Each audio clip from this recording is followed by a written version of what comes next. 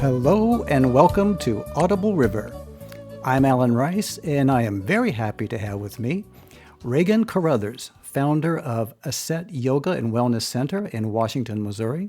And in addition to being a Trauma Informed RYT 200 yoga instructor, Regan is a spiritual mentor, inner life coach, and a published author. Hello, Regan. It's great to have you with me today. Well, thanks, Alan. It's wonderful to be here. You know, to start off with, I would like for you to say a little bit about what it is that you do at the Aset Yoga and Wellness Center. Well, sure. I teach yoga here at Aset as an act of service. I don't charge, and I teach yoga a couple of times a week for my local community to get acquainted with the practice. Didn't want any barriers to that. And that actually was what Spirit directed, was that when I came here a couple of years ago to offer it for free, which I do. And then there are other things that I do charge for that happen here. I coach people in developing a more disciplined inner life, and to even begin the process of that, teaching meditation, breath work, heart math, and then just creating a safe container for people to get more intimately acquainted with what might be in the way of them having more intimacy with their higher self. I have special events here, like this Thursday. A healer in my community is providing sacred movement, not quite ecstatic dance, but unencumbered, untethered movement that she leads. She owns the Blue Room here in town and is a very skillful healer. I work with small groups teaching heart math, my Ready to Awaken coursework. I teach here. And on occasion, I have other practitioners come to visit to offer ceremony and other opportunities for people to get to know themselves a little bit better. Wow, there's quite a variety of things you have on offer there. It's like come for the yoga, stay for the spiritual growth. It's Right. Good way to put it. Well, so many people think of yoga as the physical practice, right? Like what you do with your body. And it really is the least important part.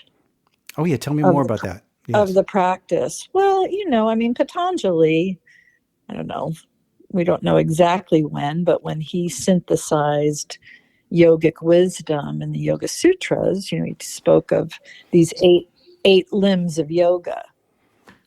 And asana, which is Sanskrit, and it just actually means to sit, is the physical practice. So it's an eighth of the practice.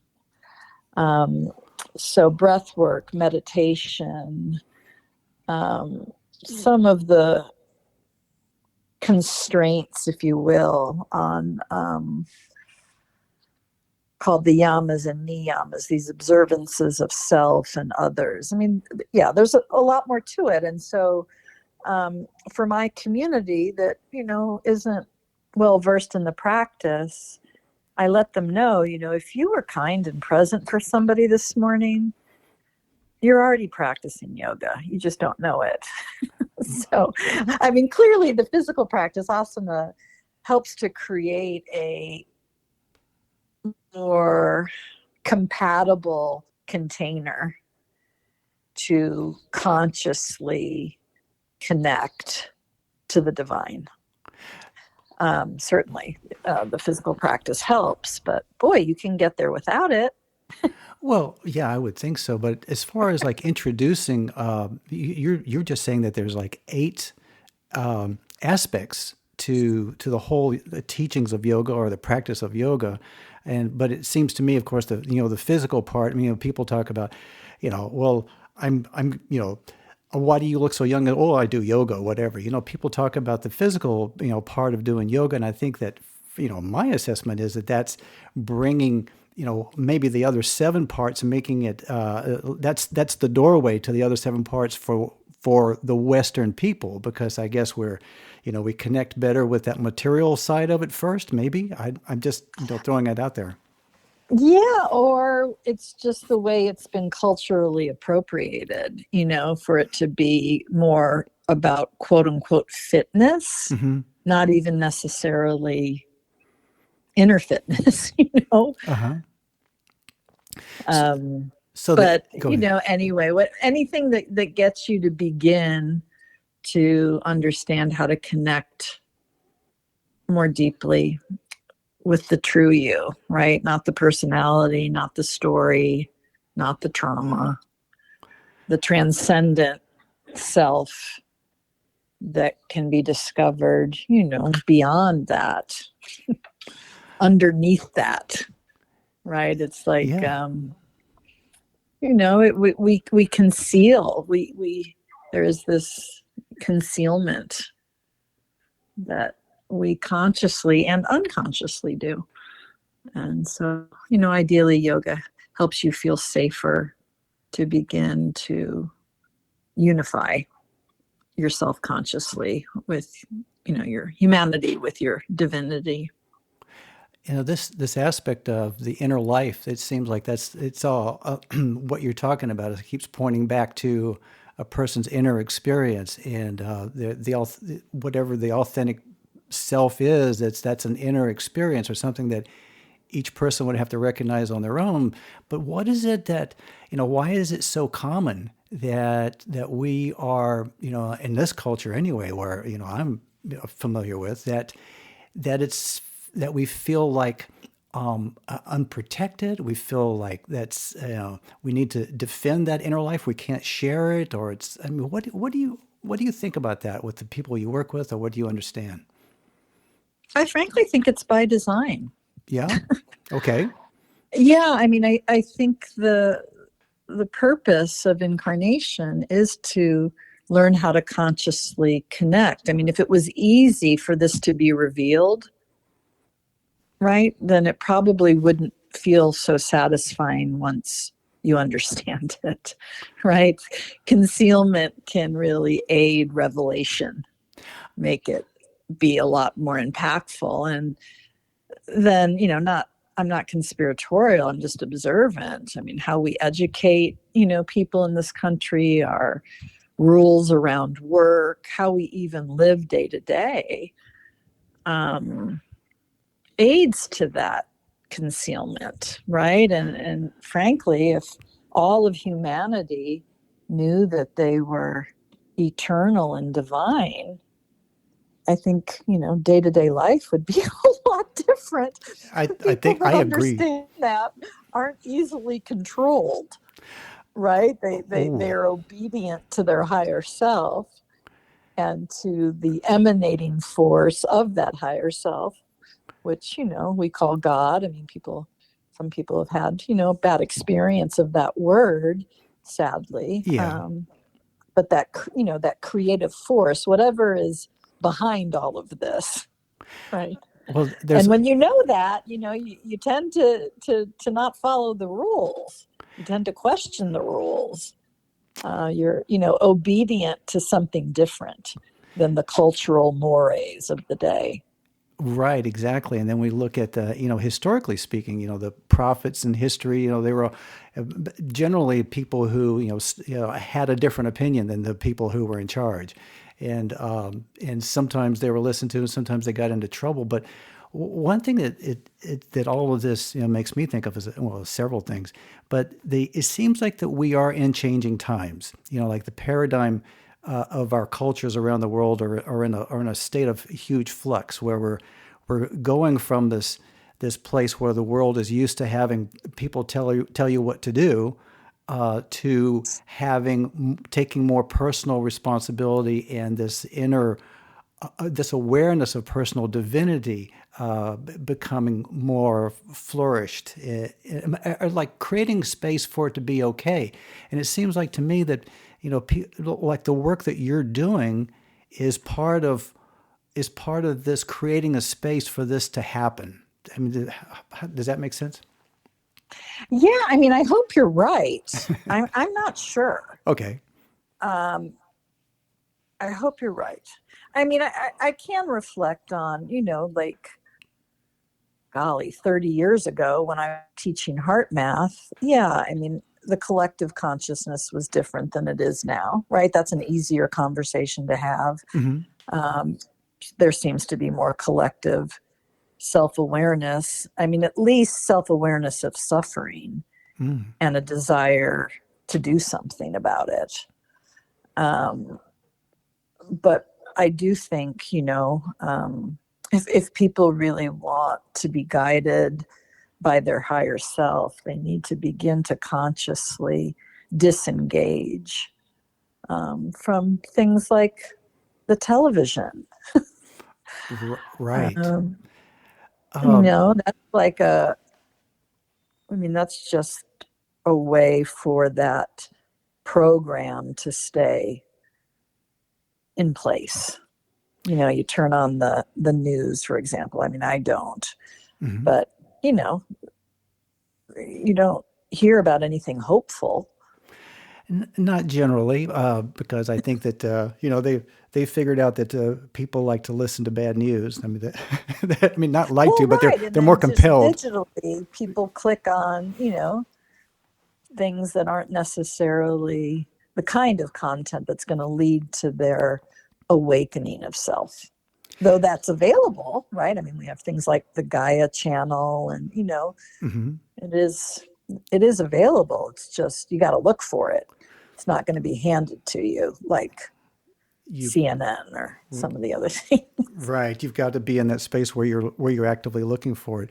But going back to this idea of that we of concealing our inner selves, it sounds like what you're saying is that as that perhaps this is just where we all begin. That it's this like the beginning, like our spiritual growth has to begin with this awareness of this concealment and wanting to grow out of it. I mean, so that we're all faced with that challenge. Does that make sense?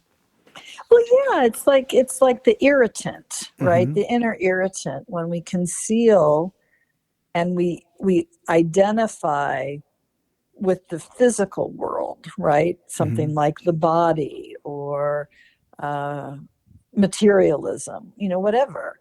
And you get to a point, well, maybe you get to a point where you just understand that that isn't doing it.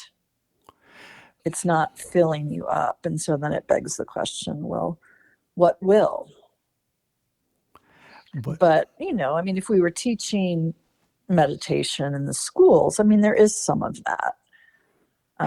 But if that was the norm as opposed to the exception that started there, that would help. But I don't know. I think of like even just like this idea of the Garden of Eden and Adam and Eve just blissful, right? Before the quote unquote fall, before the apple. There's not a lot of learning happening in that unconscious bliss, exactly, yeah, right? I think about that too. It's like, okay, that could get boring to me. It's like everything's nice all the time. It's like, okay, so maybe we create some games or whatever. Yeah, it naturally lend yourself to. I mean, if you have a creative mind at all, you'd want to like get involved in finding something to do with your resources. Um, you know what? I would like to ask you about the difference in the experience of this, getting back to this idea of like, because here's what I'm thinking about. My early life, I was acutely aware of my own inner life. As a child, young person, the difficulty I had was feeling like I could share it or connect in any way with anything or anyone on the other side of my face. Mm-hmm.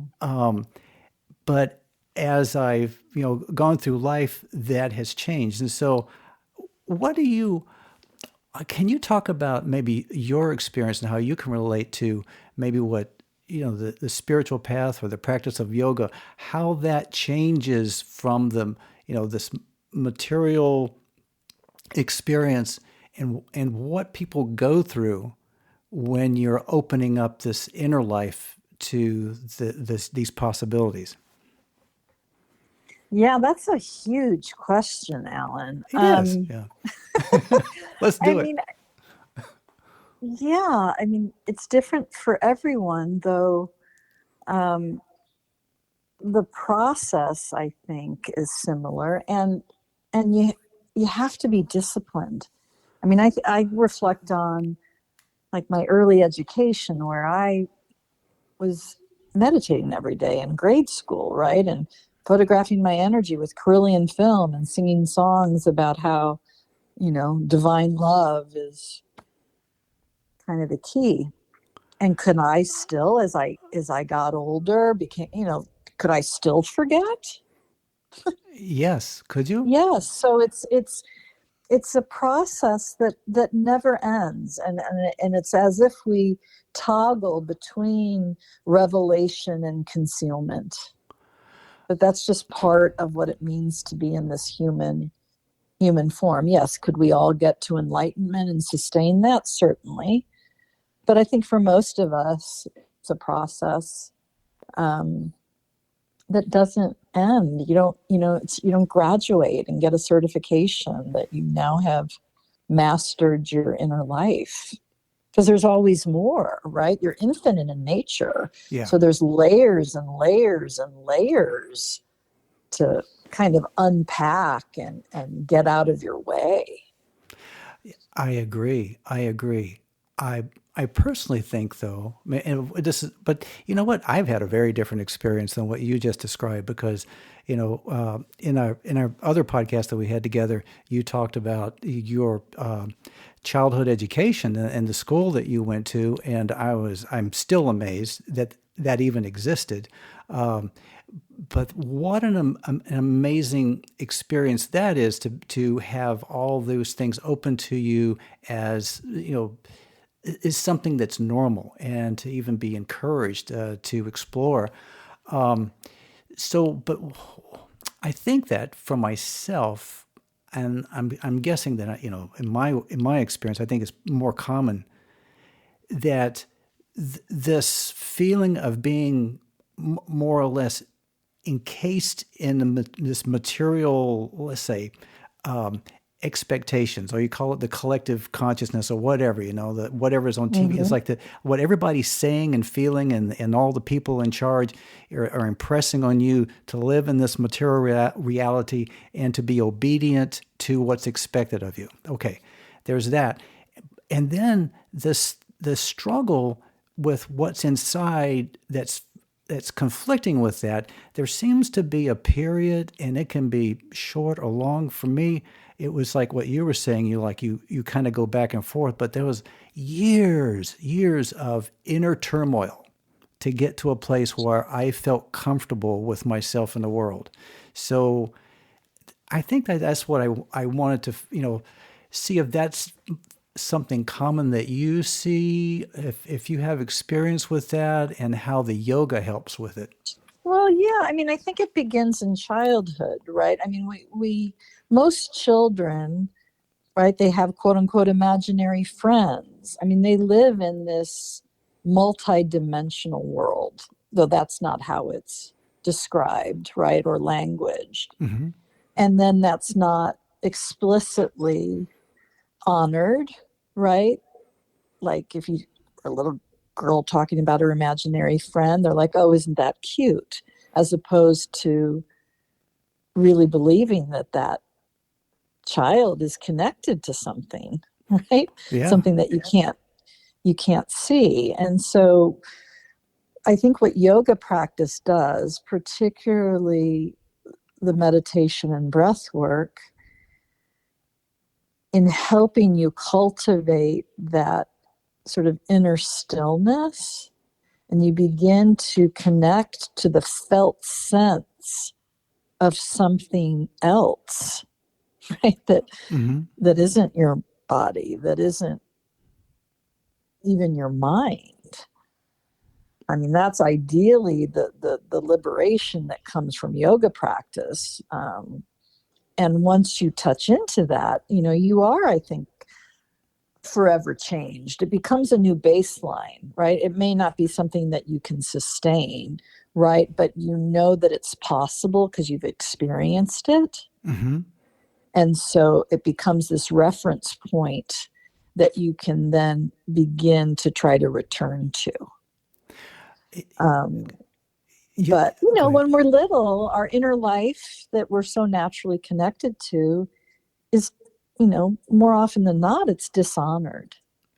Oh, yeah, I understand that. I think that most parents don't know what to do with their, how to, understand their children. They just want to make sure that they behave, they eat on time, and they go to bed and get up and go to school. And so it's like this managing children's activities. It's seems like, well, the parenting that I'm used to, seeing and Well, experiencing. yeah, and Yes. and they've forgotten, right? I mean, the sort of collective consciousness that thinks that life is about waking, eating, working, and being entertained. So there's several things that you were talking about the how the yoga, the meditation gives us an experience that we can get to that place and know that it exists. So one of the things that I was thinking about is that what you just said made me think about the mind body spirit dynamic, because you said it's not even your mind. And I'd Mm-hmm. like to talk a little bit about that, because it seems like, I think that, I mean, those words, mind, body, spirit, I mean, it gets thrown around a lot these days, like in New Age jargon, but I don't think that there's much explicit talk about what that dynamic is, how we live in that. How do you understand the relationship of mind, body, and spirit? Well, again, this is my perspective. Yeah. The mind is in your way, typically.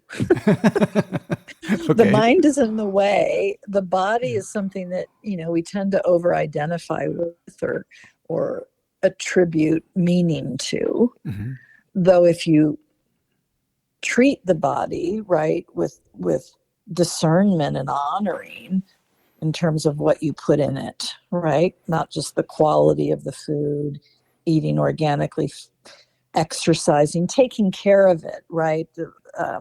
Treating it as if it's the temple, the home for your spirit. Hmm. Oh, home for the spirit. Okay, there you go. That's how I view the body. So again, I think the mind's in the way. The body is the sacred container that if you take care of it, if you move it, consciously with intention, if you learn how to work with your breath to elicit different states of consciousness, right? That you Hmm. can become really spirit led, right? More embodied of this just true nature essence of who you are. It was interesting. I was just at advanced yoga training. I'm finishing up 300 more hours of training, and we were all, tasked with teaching a class to our teacher, and around our growth edge. And my growth edge for my teaching is that yoga equals Christianity, right? That's pretty edgy. Anyway, Oh, in well, the beginning of the class, when I'm doing a bit of a Dharma talk, I have everyone close their eyes, and I'm speaking of, Luke chapter 17, verse 21, when Jesus, you know, says the kingdom of God is within you, I love right? that. And then in the yogic tradition, of course, it's all about that, right? Your divinity is within. And there's so many different ways that that's spoken about and looked at. But I had everyone with their eyes still closed. I said, point to where you sense that the kingdom of God is within you. And everyone, places their hand on their heart. Oh, And wow. then I have everyone open their eyes and look around. Right? We have the sense, even if we haven't thought about it much, right? Or even when we're like talking about something we care about, we hold, we we grab our chest. We don't grab our head. Yes, you're right. Yes. So is this what we're talking? That's like maybe the seat of the spirit. Maybe I'm just Yes, kind of spitballing. exactly. That's Okay. the spirit, and where the spirit is housed in the body.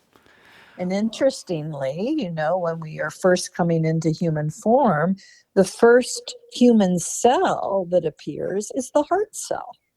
Ah, and everything grows So it's around it. like, yeah, so think about that. Then wherever we've come from, right, this infinite consciousness, whatever you want to name it, Hmm. right? The heart is the closest physical manifestation of where we've come from.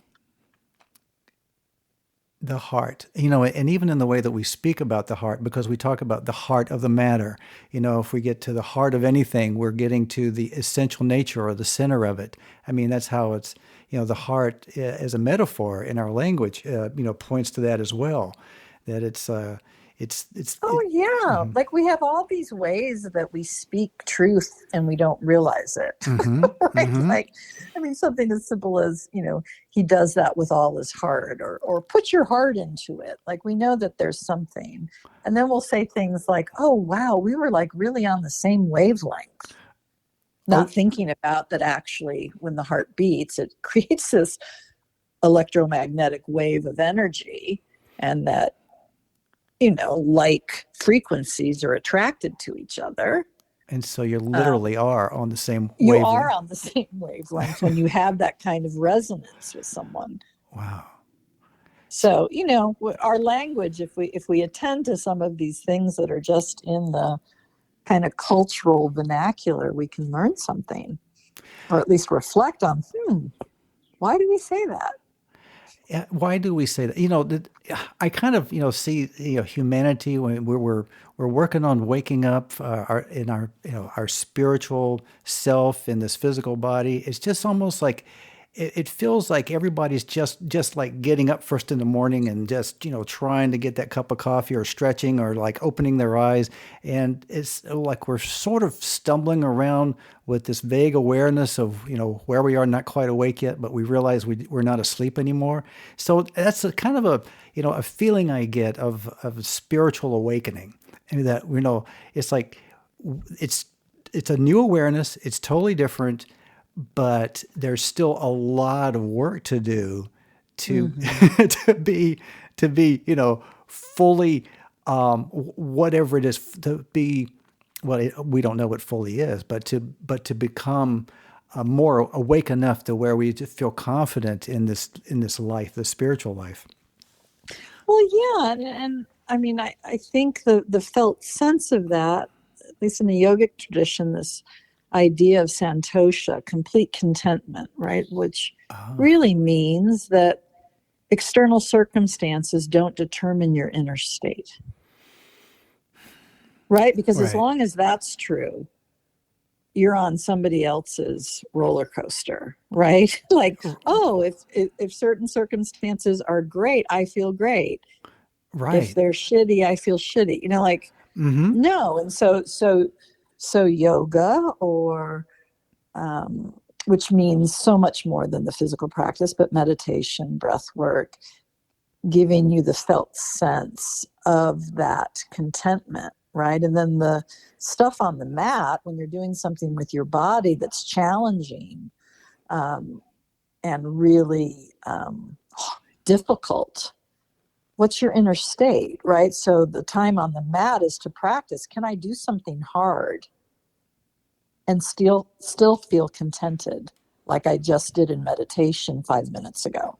Right? Ah, I mean, see, I think that's how yoga, the physical practice of yoga, can help by creating this sort of laboratory that's as that. you're doing something with your body. Like, can you have dominion over your inner self when you're doing something hard that might even hurt a little?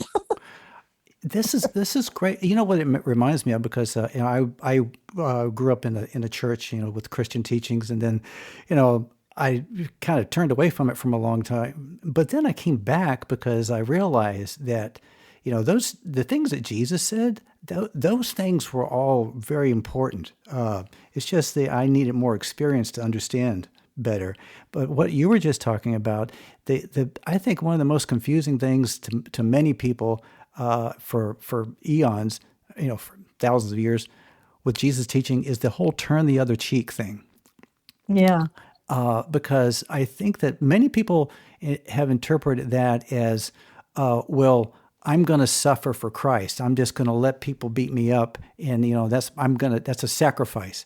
But my new learning about this is more exactly what you were just talking about.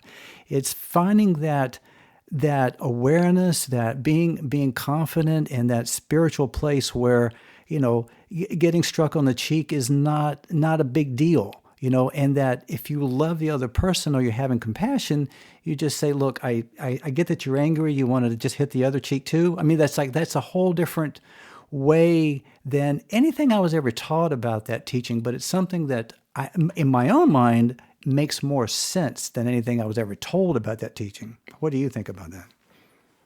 Oh, sure. And again, I mean, I think what's underneath so much of our quote unquote reactivity is fear and frankly fear of death, whether that's physical death or, death of self somehow. Hmm. And so yoga practice, when you touch into the transcendence that is within you, if you're quote unquote harmed, you take a long view.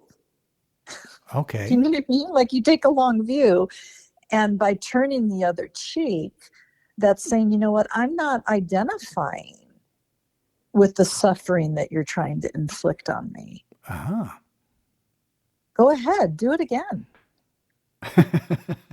Yes, I will remain intact because that is my choice. because you are in control. You're bec- right. Because you are at the place, or I am, or we are at the place where I'm choosing my experience, or Right. how I experience what is happening.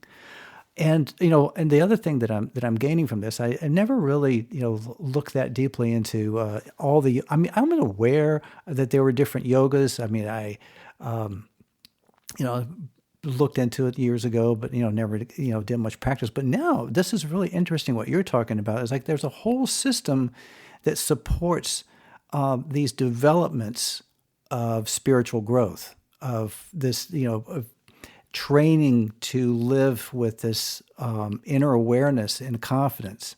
That's what I'm getting from what you're saying. This is kind of exciting. And so you have training in the how many aspects of yoga are you trained in that you feel competent teaching? Well, it's funny. I'll answer it the way my teacher answers it, Uh huh. because she'll be asked, "What kind of yoga do you teach?" Yeah. It's like, I teach humans. Okay. Okay. All right. So That's Hana Muse, my teacher, I'm gonna definitely credit her with that wisdom. And yeah, I teach humans. You know, People say, "Oh, do you teach vinyasa?" Like it doesn't matter. uh huh. That's not the point. Mm-hmm. Okay. Um, you can gain different perspective from a lot of the diversity of teachings, right? Okay. From something like tantric yoga, which is really about non-dualism. Okay. um, but it's just start with the 8 limbs. I mean, if you just study those, right, beginning with the yamas, which are our ethical considerations, not sort of unlike the 10 Commandments, right? Okay. So, non-harming, non-violence, truthfulness, non-stealing, fidelity, not coveting, or I mean, there's, yeah, I mean, the yoga tradition gives us a framework Mm-hmm. to So, know. so the yamas, like what you're talking about, in the Ten Commandments. I mean, I think that, the way that, culturally, the way that I was given, and what we are talking about earlier, or I was saying, is that we're told, well, you got to behave this way, because these for whatever reason, you're But good. you're going to get in trouble if you don't. Exactly. You're going to get in trouble if you don't. But to understand the truth of it, and this is my understanding, and I'm just going to throw this out there, that these are ways of training you towards the path of just true authenticity. Because if you're living in your true self, these are aspects that will be natural to you. Is that fair to say? Well, yeah, and kind of fake it till you make it. Like do these things, right? Okay. And you're more inclined, you're more likely to have more easeful access to your divinity if you don't lie and you don't, steal and you're not coveting someone else's possessions, right? Or the Hmm. niyamas, which is really about how you treat yourself, which is, cleanliness. And that, is your thoughts, not whether you took a shower this morning. Santosha, which is, contentment, this complete contentment. Tapas, which is about self-discipline.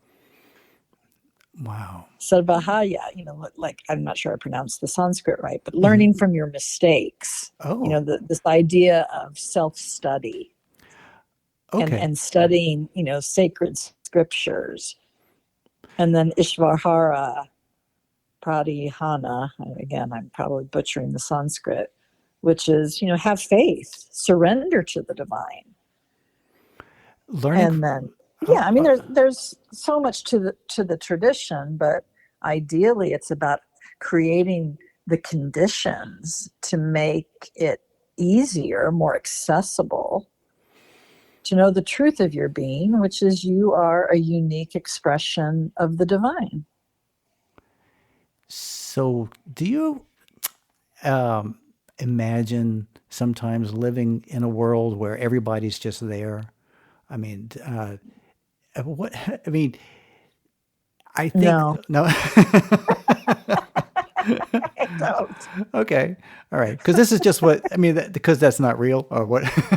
I mean, No, no, okay, it's not real. okay, And it wouldn't be nearly as fun. And okay. it wouldn't challenge then Hmm. your understanding of yourself, Right. right? To walk in this world, quote unquote, awakened with those that are not is a constant test of your awakeness.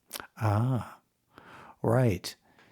Right. And so it's almost it's a purposeful dynamic, right? Where I mean if Absolutely. okay, all right. And it's constantly challenging and it's part of the the way that we're made to grow.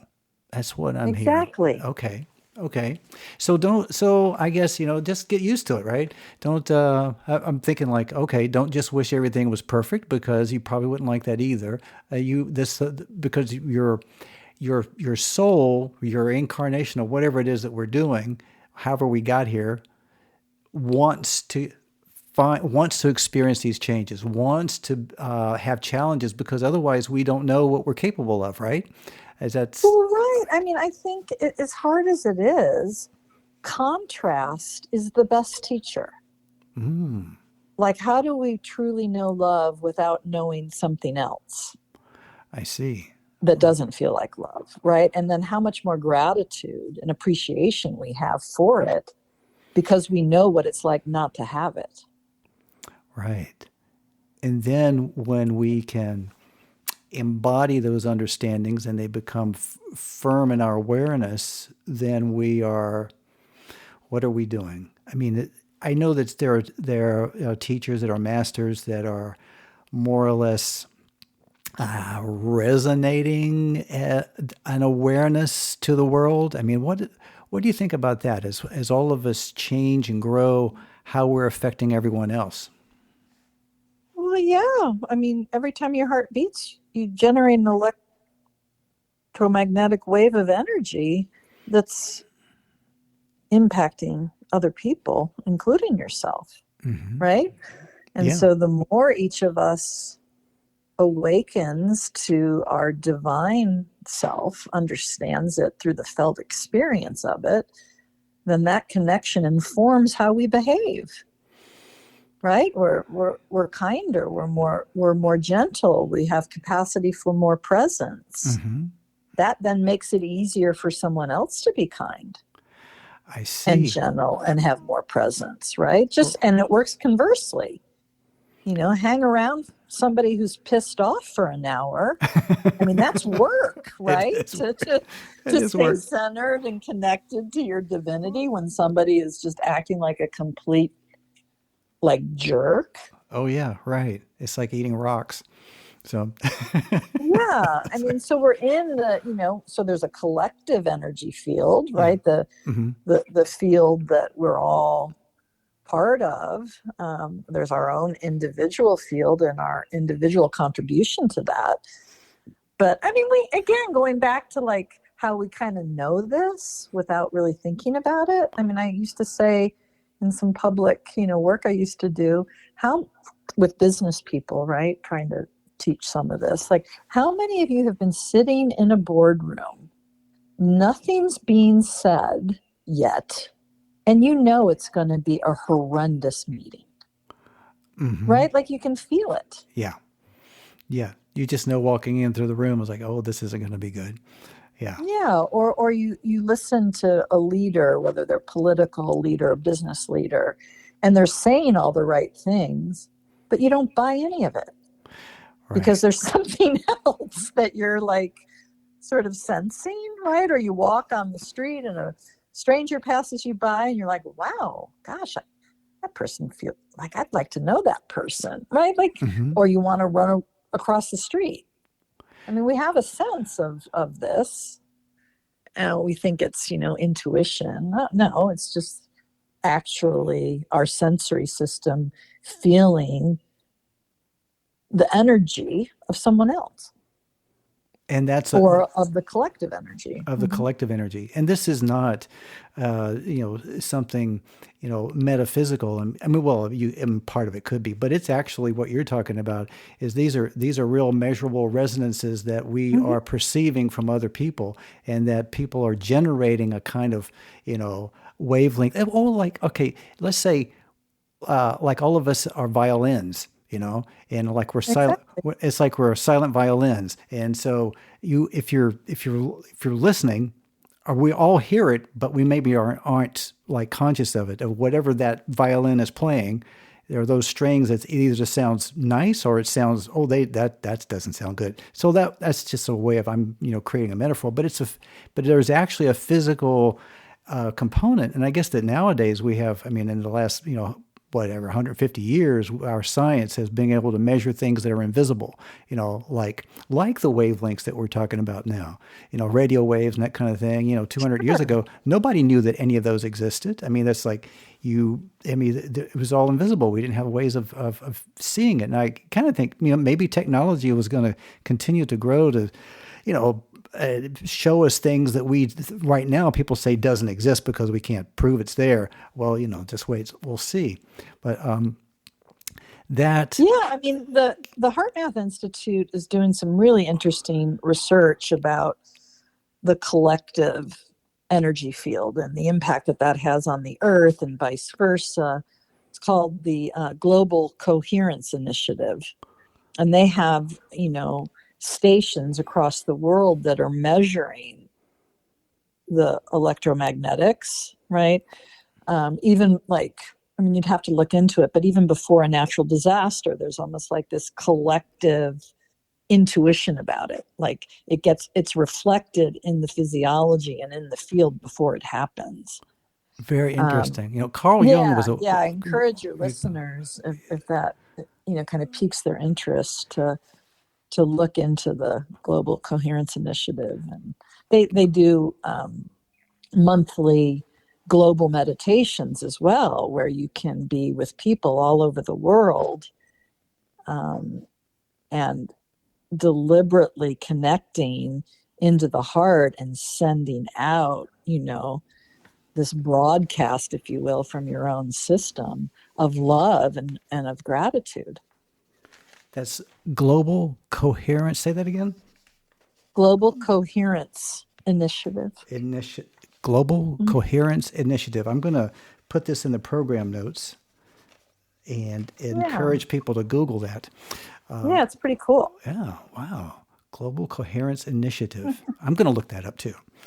Yeah, and I I was think, thinking, when you use the violin metaphor, I'm like, oh, good God, that might be really helpful if we actually could hear what our collective symphony is. I yes. think it'd be like an incoherent, like we'd maybe be more motivated to change it if we had to hear it Well, all day long.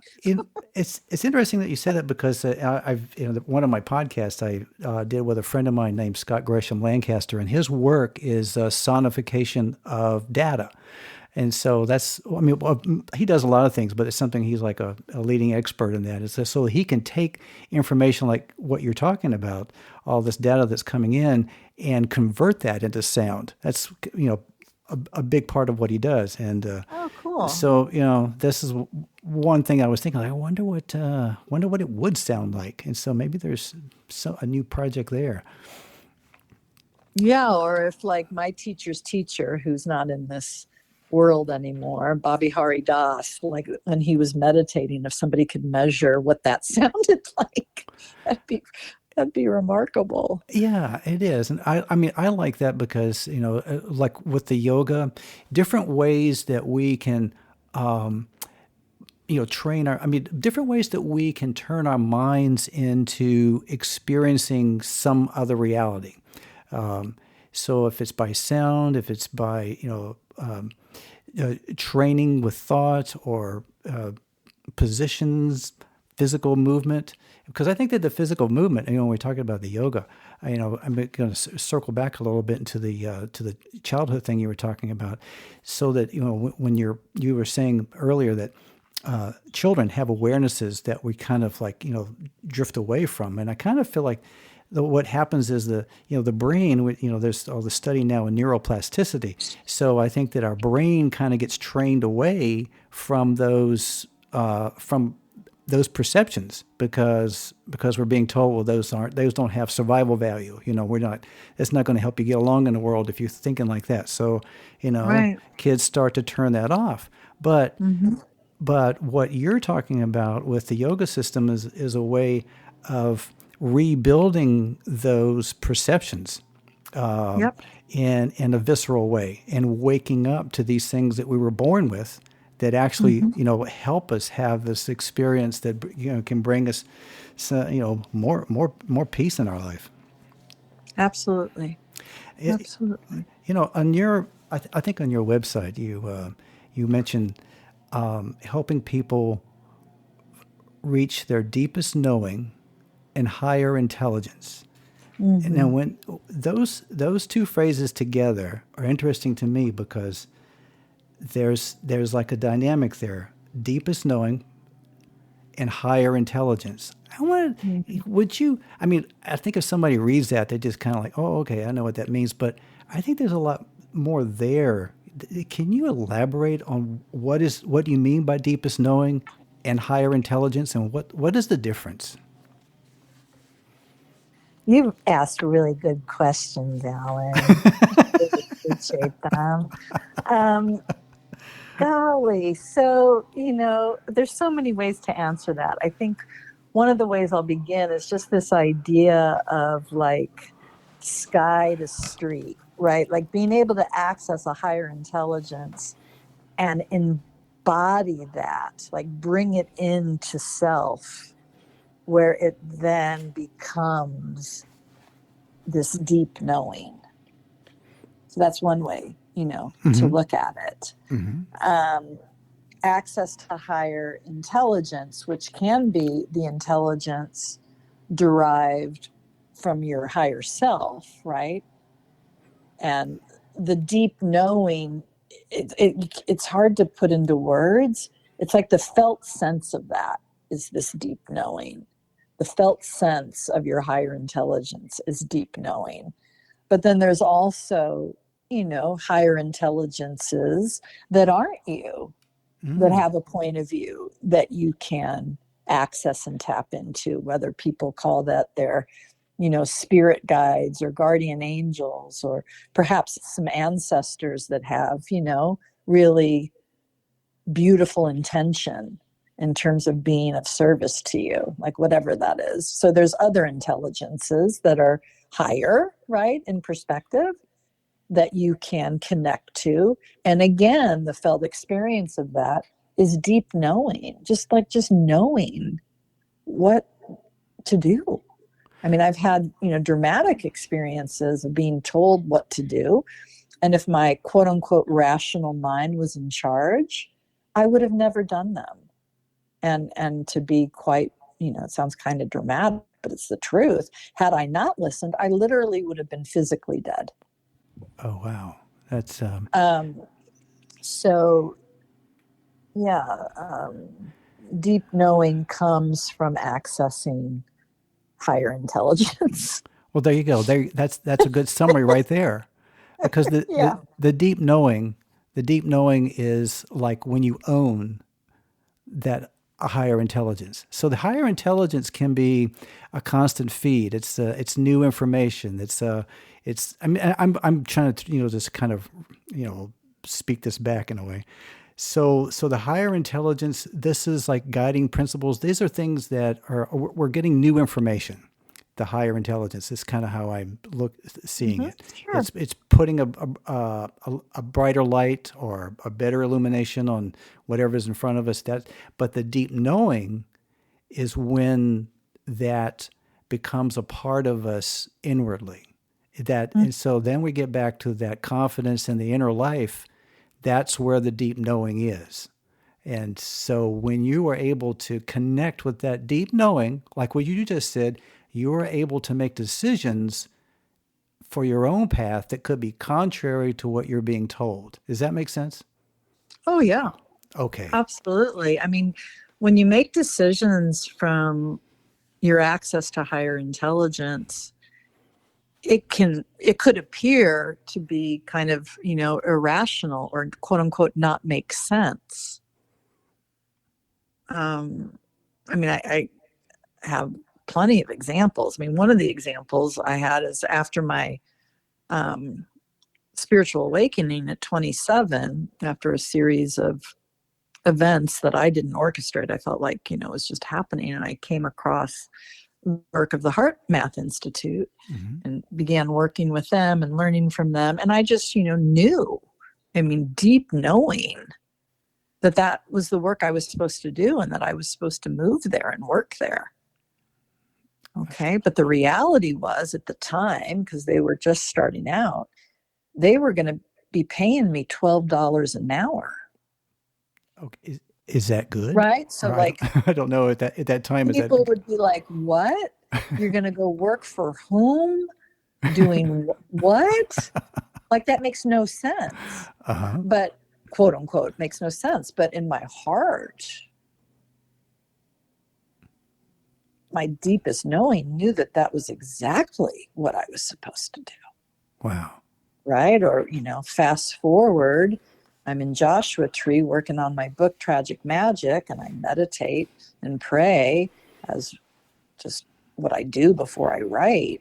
And I'm in the quiet and really connected to the divinity within me and to, other divine forces that I know how to access. And I'm just sitting there in the quiet, and a voice that I've, come to trust says, you need to urgently move home. Oh, really? Yeah. And so you did. Again, like a rational person would be like, huh, what? No, but in my case, I literally came out of meditation, found my cell phone, made sure I had enough bars to make a phone call, and called a friend back in St. Louis where I had grown up, and said, Spirit says I need to urgently move home. I know to do what I'm told. So I'm going to fly out of Palm Springs. Will you work with me and help me find a new place to live? Wow. And so that set you on the course of where you are now. Well, so I find this amazing property, and, it has infrastructure for me to convert it into the yoga center. And we sell our beach house. I mean, my beloved husband, he just was like, okay, like he wasn't going to get in the way between me and the Holy Spirit. He's like, That's what you're being called to do. Okay, let's go. Well, good for him and good for you to have a partner like that. oh my gosh, right? And then we sell our, put our house on the market back in Santa Cruz, and sells in a couple of days, and just obscene amount of money what people pay for stuff out there. Get here, get all moved in, right? And find a contractor to remodel this building for my center, just doing what I'm told from my higher intelligence. And then on this fateful day, I'm told in meditation, you need to go to a doctor. I'm like, okay. And I shared a little bit of this last time, but then, Yeah. did what I was told and found I had a, congenital birth defect in my heart. And that if I didn't have open heart surgery to fix it, I'd be dead, like fast. There you go And again. then, Yeah. I get the surgery, and then when it's all said and done, like 4 days later, I'm on my way home, and the surgeon comes to see me and says, I don't have a clinical explanation for you. Clinically, there's no explanation for how you were even alive prior to this. Wow. So again, that's a dramatic sharing. But if I had known how to access my higher intelligence, known from the deepest knowing that it was indeed that it was higher guidance, if I had ignored it or, been, I don't know, casual about it, oh yeah, I'll get to that sometime, right? I mean, in my case, I wouldn't have made it. Wow. This is that's quite an endorsement for for having Right. access to your deepest knowing and higher intelligence. That's you make it That's right. And then quite the wild thing was, after yeah. I almost died of heart inflammation post surgery, and I was Yes. really sick for 6 months, and then I get all better on the winter solstice. It's like, wow, Regan, can't you do anything kind of like low key? Then on the winter solstice, I know I'm better. And then on Palm Sunday, many months in the future, I'm at a funeral for a friend, and look at my chest in the bathroom of my hotel room because I was going to go to the beach, and I was like, my scars changed, and it's in the shape of a cross on my chest. I mean, Jesus is my guy. I love Jesus so much, and Mm-hmm. he and I got very close to Jesus when I was prepping for surgery. Mm-hmm. And then sure enough, a cross like ends up on my chest. Like, I can't explain that. Well, that's a huge example of like the power of the mind. I would say. I mean, I would guess. I mean, it's amazing. You Yeah, know. maybe. I You don't know. know. Yeah. All I Well. know is now I'm a walking billboard for Jesus. Well, Reagan, I'm looking forward to seeing your book, reading your book, Tragic Magic. Oh, Do we have any thanks. expectations of when we might be seeing that? Oh my gosh. If you are a conscious literary agent listening to this podcast, reach out to me. I'm in the process of building a regancaruthers.com website, and kind of cultivating a platform, which is what publishers and agents really kind of expect, so that you have a way of interacting with your readers. I mean, I do have my yoga site, but this is something different. Hmm. And so Yeah. once that's public, and that'll be probably public within 30 days, the regancaruthers.com, then I'll start reaching out to agents.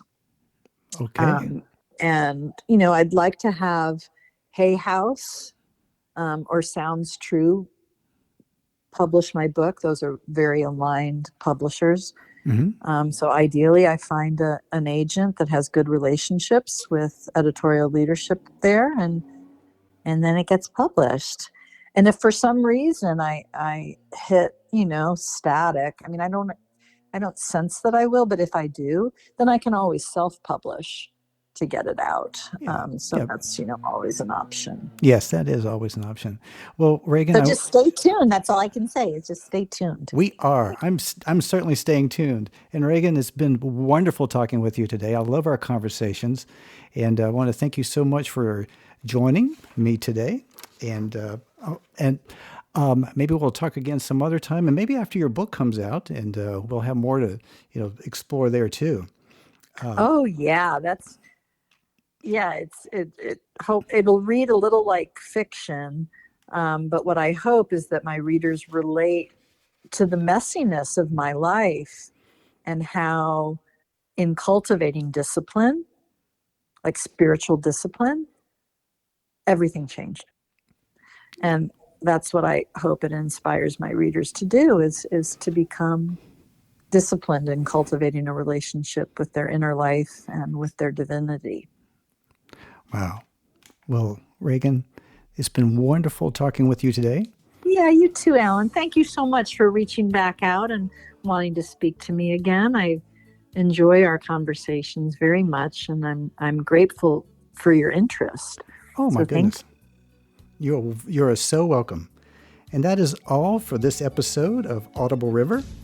And to all of our listeners, I would love to know your thoughts about our podcast. So please feel free to email us at audibleriverpodcast@gmail.com. Thank you for listening.